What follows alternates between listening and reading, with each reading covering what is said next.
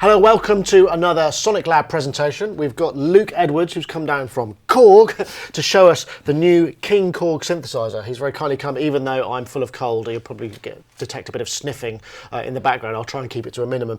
So, Luke, what is the King Korg? The King Korg is our brand new analog modelling synthesizer. It's the best synth we've ever made as far as analog modelling goes.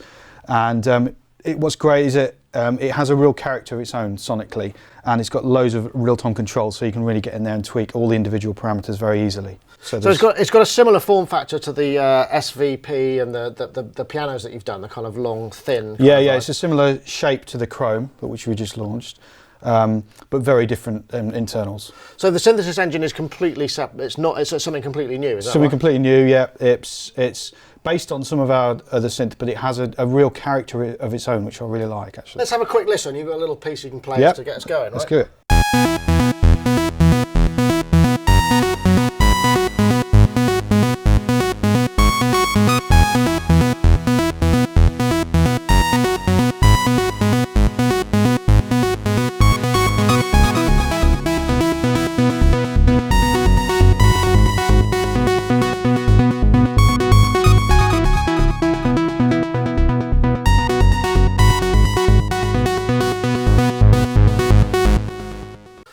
Sound very smooth in the room, actually. There is a kind of lushness to it, right? There is. There's a real sheen to the sound, I think, the way I describe it. It's very smooth, and yeah, it definitely has its own character. So let's take a look at some of the connections and the front panel and see what's there. Okay, so in the middle here, we have the main screen and also the categories underneath. So we can select by category, use the dial to go through different categories. It's got PCM sounds as well. It has, yeah, it has.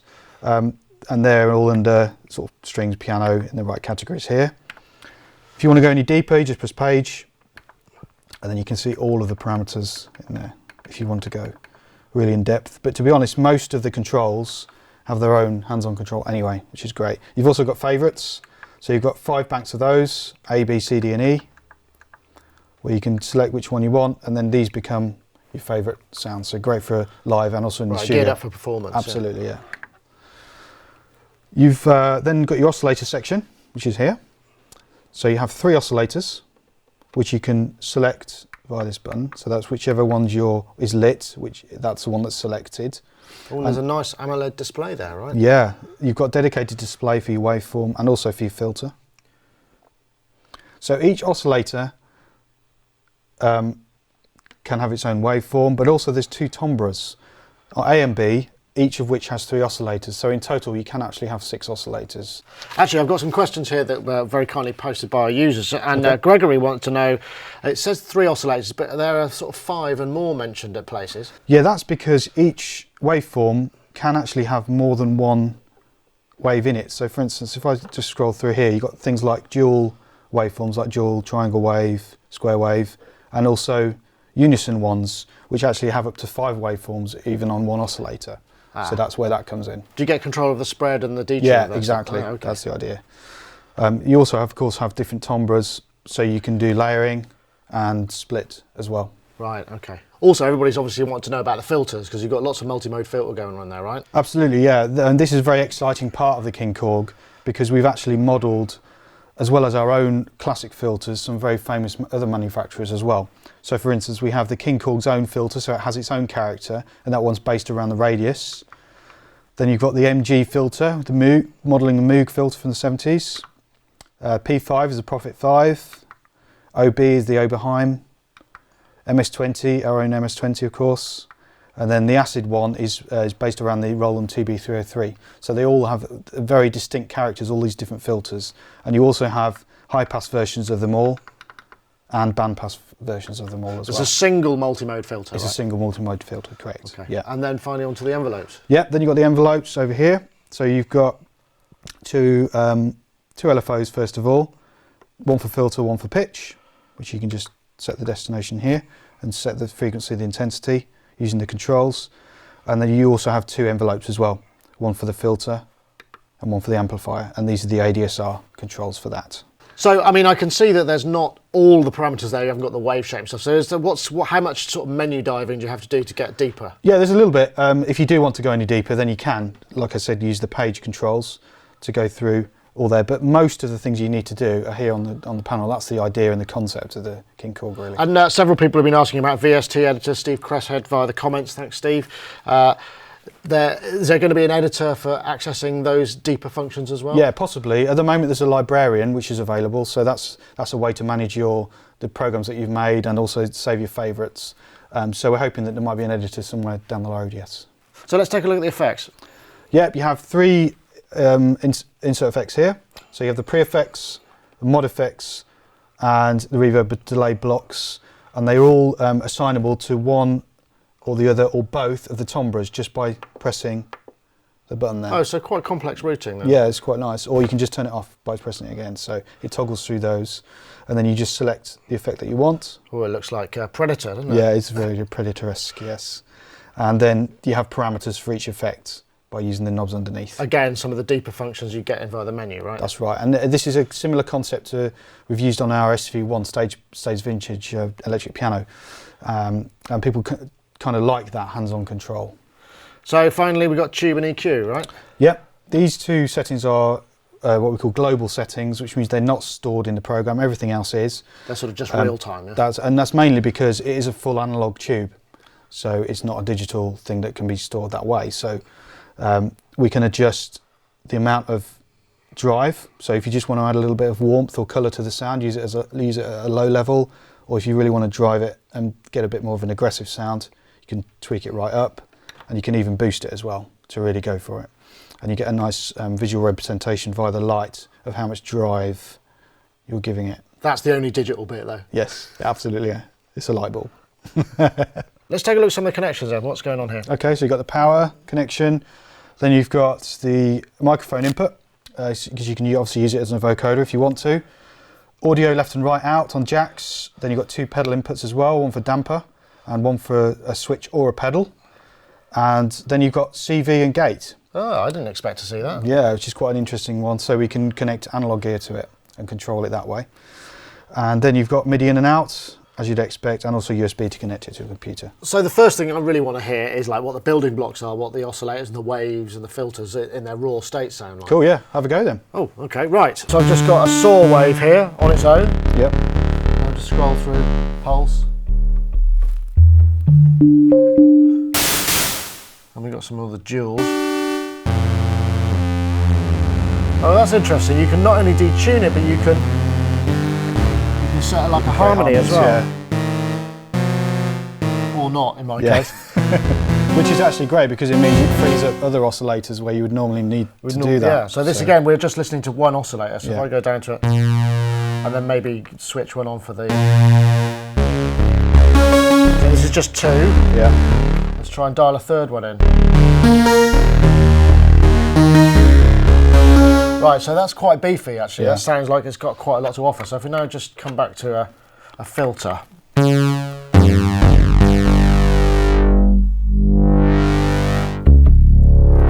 quite smooth, and this is the King Korg. And then if you want to change the type, you just press that type button there, and it cycles through there. Get a bit of resonance.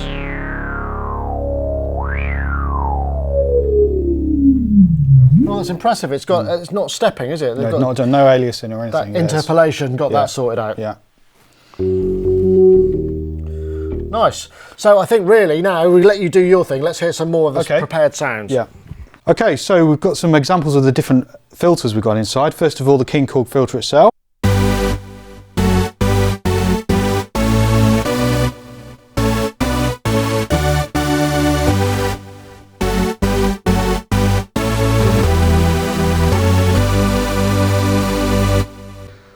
Some of the other ones in here, like the MG filter, for example.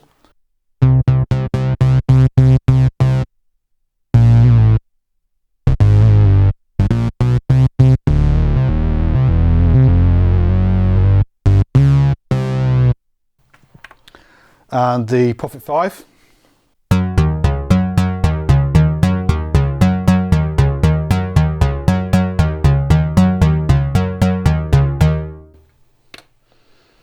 on the Oberheim.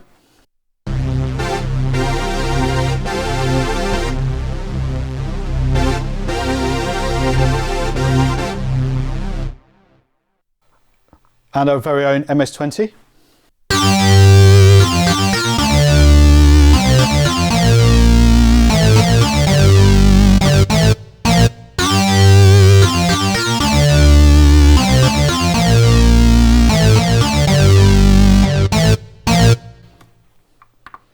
And of course, the classic acid house kind of filter from the mid to late 80s.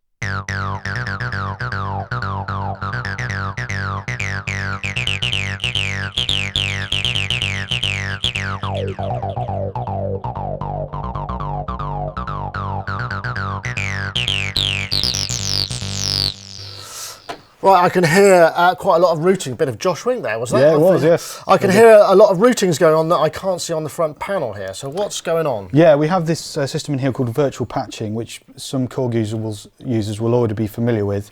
And it basically means that you can route any parameter to any controller or any destination, be that an LFO or whatever. So I can just press page, see my virtual patching, see a source, which in this case is joystick -Y, a destination which is cut off, and then the amount.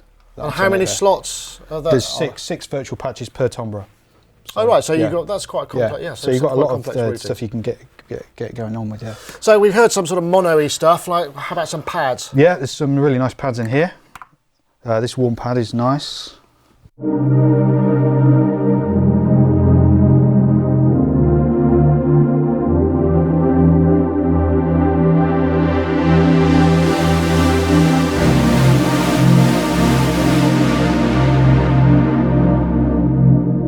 Again, that's where the smoothness of the filters really comes into play. Yeah, you can hear that, can't you? Or can't hear it, rather.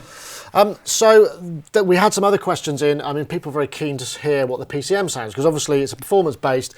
Could you turn up with a gig and kind of do it with just a single keyboard? A lot of the PCM sounds are very usable. We've got some pianos, electric pianos, organs, stuff like that, and clavs, things you would need if you were doing a gig like that. So I'll just give you a few examples of the PCM type sounds. There's a dance piano first of all.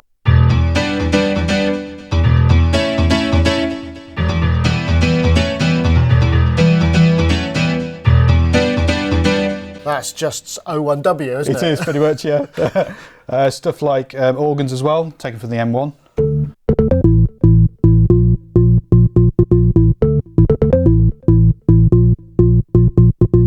And we've got some really nice mellotron samples in here actually as well, strings, and also this really nice flute one.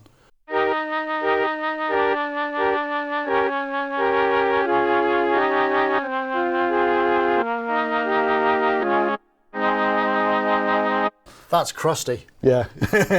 I mean, I'm hearing there's actually quite a lot of character to the sound. It sort of feels like it's kind of authentic. It definitely has an identity of its own. Yeah, the King Korg. That's what I like about it. So, how long have you been with it? I mean, you know, how deep have you been able to go yourself? I've gone pretty deep with it. I've only had it a couple of weeks really, but I found it incredibly easy to get to grips with. I have to be honest. For example, I've got a few other examples of sounds I can play here if you like. Yeah, let's showing the effects. So. We've got a nice BPM delay in here, which we can use. And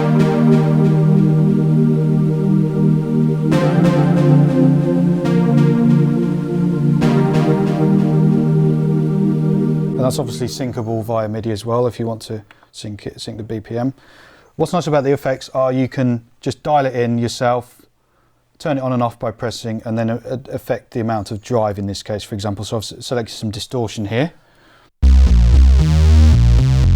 And I can affect how much I want.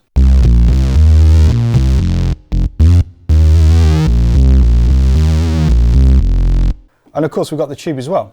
So we can turn it on and off as we saw. You can affect the amount of drive, but you also have a boost. So if you really want to get a gritty, grainy kind of sound, you can do this sort of stuff.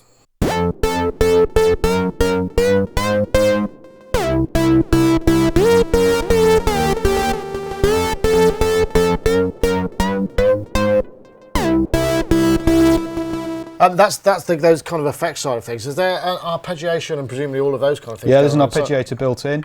So all you need to do is switch it on, and away you go.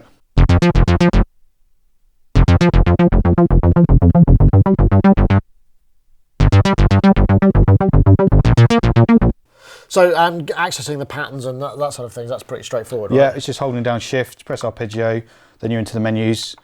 You can turn on stuff like key sync, which timbre it's associated with. So you could have it associated with both timbres or one or the other. So if you're using it like in a split keyboard, for example, the type, whether it's up or down or random or trigger or whatever it is. And you also have a nice little step sequencer as well. Ah, so everybody's got one of those. Absolutely. Now, so didn't want to get left out there. No. Is that 16 steps? 8 steps actually, Okay. yeah. Here's a couple of nice examples.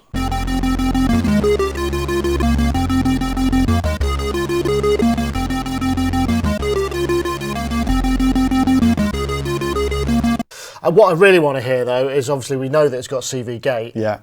Can we plug in another synth, perhaps even an MS-20, which Yes, we have why not? waiting in the wings? Yeah, let's try it it. out. Yeah, let's do it. So by the magic of editing, we now have an original Korg MS-20. We've plugged in the mini jack stereo output, which is CV and gate, plugged into 2 monos, so we've got control voltage in and gate in. And now, Luke, if you'd like to. Let's do it.